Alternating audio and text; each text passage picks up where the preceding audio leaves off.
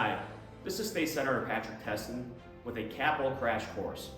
So, Wisconsin's governor has one of the strongest veto pens when it comes to budgetary measures. So strong, in fact, that in the 1990s, Wisconsin voters passed a constitutional amendment to get rid of what was called the Veto veto.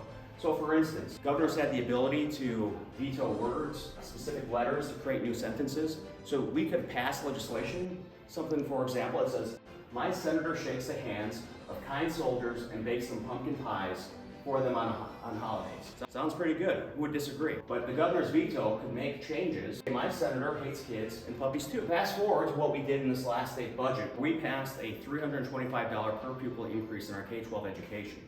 Well, on here is what the actual text of what we passed was. The governor made some changes, deleting the word "the," crossing out the number 24, crossing out school year, and the, crossing out 20, removing a hyphen, and essentially create what is called the 400-year veto.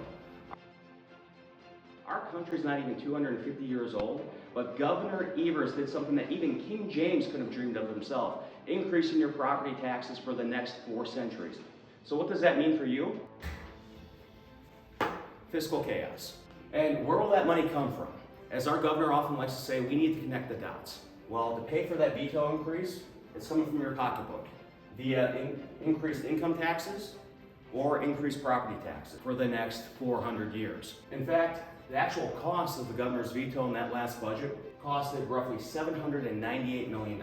And the governor's 400 veto was so egregious and unprecedented that our nonpartisan fiscal bureau can't even give us a full cost of what this is going to take. So let that sink in. That is your governor hard at work, increasing your taxes at your expense. But the good news is, legislative Republicans, we are going to pass a fiscally responsible budget that balances, but more importantly provides significant tax relief, because we understand hardworking men and women of this state have been overtaxed and overburdened under crushing inflation that has been supported by Tony Evers, and we're not going to allow that to happen in this budget.